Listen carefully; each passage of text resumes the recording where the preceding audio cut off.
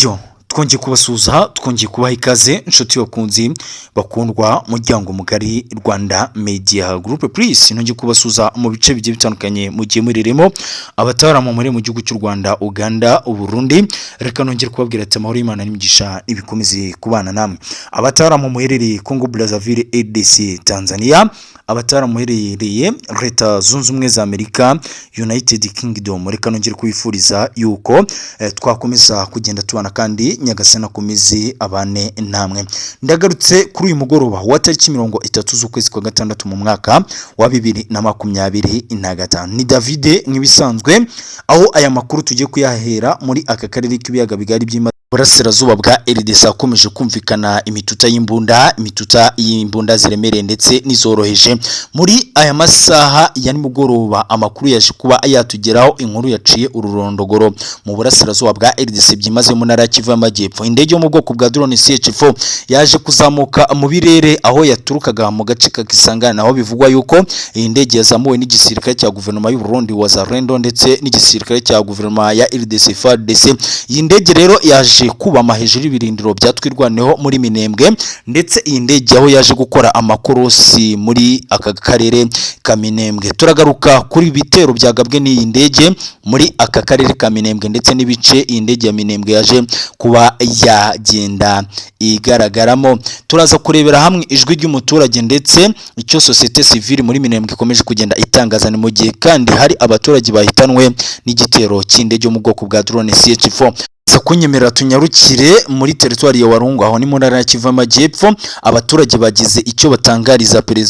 perezida wa RDC Felix Antoine Chilombo Beto aho batangaje amagambo akomeye cyane turibuze kugenda turebera hamwe kandi muraza kunyemerera tunyarukire mu mujyi wa Bukavu ni umujyi mukuru w'intara ya Kivu y'Amajyepfo uyu mujyi wa Bukavu bivugwa yuko umuhingeri w'ubwicanyi ukomeje kugenda ufata indi ntera ni mu gihe ngo abasirikare ba M23 bahereye mu mujyi wa Bukavu bakomeje guhitana abaturage umusubirizo nk'uko abaturage bakomeje kugenda batangaza aya makuru turaza kunyarukira mu gihugu cya Kenya biravugwa yuko uwitwa William Ruto yamaze guhunga inteko nshinga amategeko y'iki gihugu cya Kenya nyuma y'imyigaragambyo y'abaturage bakoreye kuri presidence y'iki gihugu cya Kenya nyuma yuko polisi y'igihugu cya Kenya irashe abaturage bagera kuri 22 ndetse bagera kuri 38 barakomereka ubwo iyi polisi yariri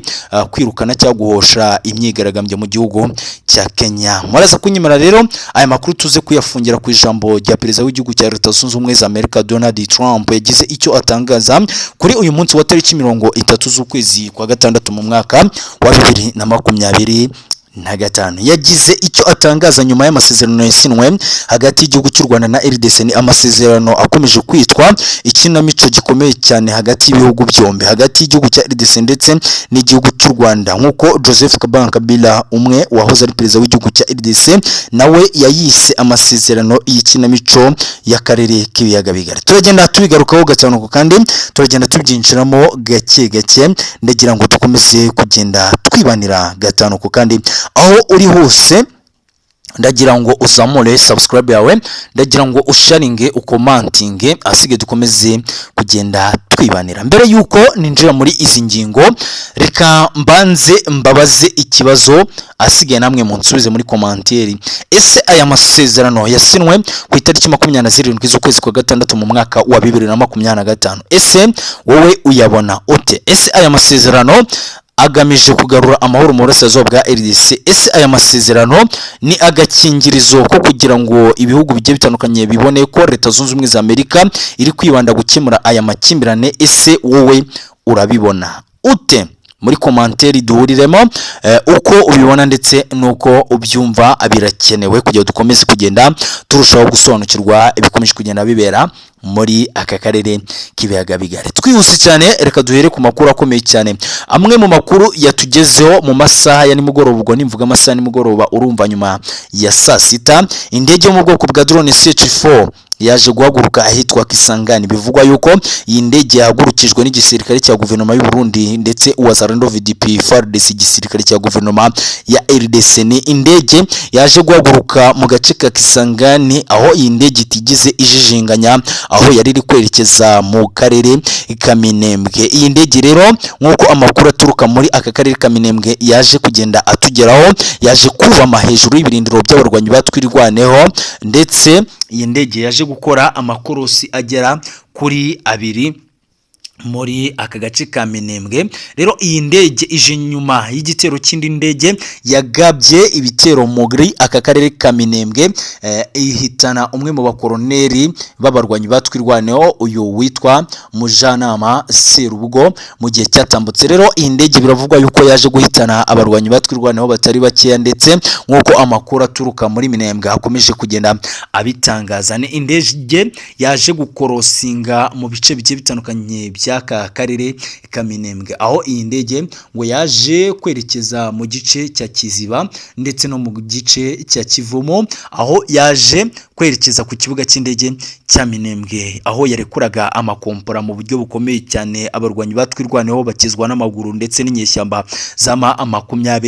23. Ni indege bivugwa yuko igitero cyayo cyabaye igitero gihebuje ndetse igitero gikomeye cyane kiruta ibitero byagiye bigabwa n'indege zigiye zitandukanye. Kuri uyu munsi wa tariki 30 z'ukwezi kwa gatandatu mu mwaka wa 2025, amakuru aturuka mu karere ka Minembwe atangwa na societe civile haravuga yuko iyi ndege yaje gushegesha mu buryo bukomeye cyane ibirindiro by'abarwanyi batwirwano ndetse n'inyeshyamba za 23 baherereye hano muri Minembwe. Ndetse biravugwa yuko abaturage bagera kuri 2 bahitanwe n'igitero cy'indege mu bwoko bwa drone CH4, ndetse abagera kuri 4 bakomerekera muri iki gitero. Ni akarere gakomeje kwibasirwa n'ibitero by'indege zo mu bwoko bwa drone CH4 ziri kugenda zihaguruka mu bice bigiye bitandukanye Kisangani ndetse no mu gace ka Rubumbashi n'ibindi bice bigiye bitandukanye. Wazalendo VDP FARDC n'ingabo za guverinoma y'u Burundi bakomeje gukoresha mu kugira ngo kane abarwanyi ba 23 ndetse n'indi mitwe yitwaje intwaro ibarizwa mu burasirazuba bwa RDC. Abaturage bo muri territoire ya Warongo nyuma y'imirwano yagiye ibera muri iyi axe ya Warongo baje kugaragaza ibyiyumviro byabo, aho bashimangiye bavuga ati tuzahora na perezida umwe kandi niwe twemera, ni nawe twizeye, nawe ushobora guhagarika amakuba y'uburasirazuba bwa RDC. Nawundi bavugaga Felix Antoine Beto Kisekedi, perezida w'igihugu cya RDC. Rero aba baturage baramutse mu gitondo cya kare mu myiyereko mu muhanda wa Warongo bamagana abarwanyi batwirwaneho ndetse n'imitwe yitwaje intwari ikomeje gukorana n'abarwanyi ba 23. Mu ijambo rero ry'aba baturage bakomeje kugenda bashimangira ko nta mu perezida uzabaho uzasimbura Felix Antoine Chilombo Kisekedi ngo akore nk'ibyo Felix Antoine Chilombo Kisekedi yakoze, aho bakomeje kugenda batakagiza ndetse bemeza ko perezida Felix Antoine Chilombo Kisekedi yakoze ibyo yari akwiriye gukora, kandi ko ngo nawe ukwiye kugumya kumutera amabuye ko ibyo yagerageje ari ibyo byari bikwiriye. Rero mu majwi y'aba baturage bakomeje kugenda bamaganira kure amasezerano yasinywe hagati y'igihugu cy'u Rwanda na RDC, aho aba baturage bakomeje kugenda bavuga yuko ibi byose biri inyuma ya Leta Zunze Ubumwe za Amerika, ko ariyo ibiri inyuma, ndetse n'ibikomeje kugenda bibera mu burasirazuba bwa RDC. Abaturage bakomeje kugenda bagaragaza ko igihugu cy'u Rwanda cyagabye ibitero ku gihugu cya RDC, kandi abaturage bakomeje kugenda basaba Felix Antoine Chilombo Kisekedi kugumya gufatanya na Wazalendo VDP, ingabo za guverinoma y'u Burundi ndetse n'igisirikare cya FARDC kwirukana ibitero igihugu cy'u Rwanda cyabagabyeho mu burasirazuba bwa RDC. Ngaye nguko rero Muji wa Bukavu, umujyi mukuru w'intara ya Kivu y'Amajyepfo, kuri uyu munsi wa tariki 30 z'ukwezi kwa gatandatu mu mwaka wa 2025 haje kujya amafoto menshi acicikana y'abahitanwe n'inyeshyamba za 23, bamwe baryamye mu biraro abandi baryamye mu mihanda, aho bivuga yuko abarwanyi ba 23 bakomeje gukora ubwicanyi mu buryo bukomeye cyane muri uyu mujyi wa Bukavu, aho aba barwanyi ba 23 ngo bakomeje kwibasira bamwe mu baturage batavuga rumwe n'ubutegetsi bwabo baherereye muri uyu mujyi wa Bukavu, ndetse aho M23 ngo iri kujya mu ngo zigiye zitandukanye gakuramo bamwe mu basore ndetse n'abapapa bafite agatege. Ubyanze rero ubwo amagara ye agasigara mu nzira, nk'uko societe civile mu mujyi wa Bukavu, mujyi mukuru w'intara ya Kivu Amajyepfo, ikomeje kugenda ibigaragaza. Reka tunyarukire mu gihugu cya Kenya. Intambara nyamara nuko ikomeje kugenda ifata urundi rwego muri aka karere k'ibiyaga bigari. Mu gihugu cya Kenya magingo ya perezida w'igihugu cya Kenya William Ruto biravugwa yuko yamaze kuba yahunga presidency y'igihugu cya Kenya nyuma yuko abakora imyigaragambyo kuri uyu munsi wa tariki 30 z'ukwezi kwa gatandatu mu mwaka wa 2025 baje gukora imyigaragambyo simusiga kuri presidency y'iki gihugu cya Kenya William Ruto. Rero ibi byakozwe nyuma yuko igisirikare cya guverinoma ya Kenya kirashe abaturage 22 ndetse abandi 38 barakomereka mu myigaragambyo yari kuba ku itariki 29 z'ukwezi kwa gatandatu mu mwaka wa 2025. Mu burakari bwinshi cyane rero abaturage bo mu gihugu cya Kenya baramukiye kuri presidency y'igihugu cya Kenya, aho bayiteye amabuye akomeye cyane. Uwitwa rero William Ruto, perezida w'igihugu cya Kenya, ngo yaje kwita ahungishwa igitaraganya, aho yaje guhungishirizwa mu gisirikare mu kigo cya gisirikare cyo mu gihugu cya Kenya, nk'uko amakuru yakomeje kugenda atugeraho. Nibikomeje kugenda bitangazwa, igihugu cya Kenya gikomeje kuberamo imvururu mu buryo bukomeye cyane, aho abigaragambya bafite ibyapa byanditseho ati Ruto must go, William Ruto ugomba kugenda. Ni mu gihe ku munsi w'ejo wa tariki 29 z'ukwezi kwa gatandatu mu mwaka wa 2025, ku munsi w'ejo William Ruto yagize icyo atangaza kuri imyigaragambyo, aho yakomeje kugenda agaragaza ati ese muragira ngo ngehe, ese murifuza iki, ese mwaretse tukabikora tubicishe muri politike, ese mwaretse tukabikora tubicishe muri demokarasi, ese murashaka ko njyahe muri rusange. Aya namwe mu magambo rero yatangajwe na perezida William Ruto, perezida w'igihugu cya Kenya, nyamara nuko ubutegetsi bwe bugeramiwe ngo abaturage badashaka ko akomeza kuyobora ubutegetsi bwa Kenya. Rero barashaka yuko abuvaho ku kabi nakeza. Nibikomeje kugenda bivugwa muri aka karere k'ibiyaga bigari. Nanjye David nkavuga ati reka dukomeze kugenda twibanira gatano ku kandi kabisa, murusheho kugenda musobanukirwa byinshi bikomeje kugenda bitangazwa mu bice bigiye bitandukanye. Amasezerano yasinwe ku itariki 27 z'ukwezi kwa gatandatu mu mwaka wa 2025 ni amasezerano yiswe amasezerano y'ikinamico hagati y'igihugu cy'u Rwanda na RDC. ni mu gihe bamwe mu banyapolitiki bakomeje kubona ko ngo aya masezerano ari ikinamico gikomeje gukinwa hagati y'igihugu cy'u Rwanda, RDC ndetse Leta Zunze Ubumwe za Amerika. Ni mu gihe aya masezerano bivugwa yuko nubwo yasinwe ntacyo ateze guhindura mu burasirazuba bwa RDC, ko amahoro adateze kugaruka mu gihe aka gakino gakomeje gukinwa hagati ya RDC y'u Rwanda ndetse na Leta Zunze Ubumwe za Amerika. Leta Zunze Ubumwe za Amerika ikomeje gushinjwa kugumya gukina ikinamico cy'amasezerano agiye atandukanye muri RDC, nyamara ngo abaturage nuko bakomeje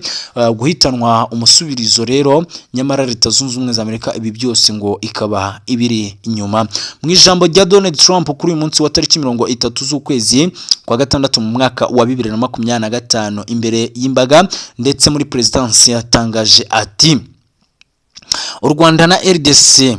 byahereye kera, imyaka 30 irashize humvikana umwuka utari mwiza hagati y'ibihugu byombi. Rero amasezerano yasinwe ku mpande zombi, nizere ko agiye kugira umusaruro ndetse ko umwuka umaze imyaka 30 mubi ugiye kuvaho, asigaye igihugu cy'u Rwanda na RDC mukabona amahoro. Ibi ni byatangajwe rero na Donald Trump kuri munsi wa tariki 30 z'ukwezi kwa gatandatu mu mwaka wa 2025. Ni speech yiswe speech y'ubujyajya mu buryo bukomeye cyane, aho abanyapolitiki bakomeje kugenda bagaragaza ko Donald Trump ari inyuma y'ibikomeje kugenda bibera mu burasirazuba bwa RDC. Ngaye nguko rero reka mbashimire reka mbifurize kugumya kugubwa neza kuri uyu munsi wa tariki 30 z'ukwezi kwa gatandatu mu mwaka wa 2025 mu gihe kandi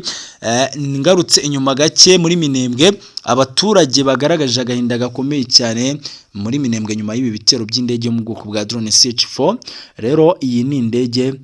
irashe ibirindiro bya 23 ndetse n'abarwanyi batwirwaneho nyuma y'indi ndege yarashe hagendamo umwe mu bakoloneli bari bahagarariye abarwanyi batwirwaneho Serubugo. Rero ino ndege nuko bivugwa yuko yamaze kuba yahitana abandi basirikare bakomeye, aho rwose iyi nkuru yaje kuba yatugeraho ivuga yuko hari umukoloneli ushobora kuba yaguye muri iki gitero. Reka mbashimire, reka mbifurize kugumya kugubwa neza, amahoro y'Imana y'imigisha nikunze kwana.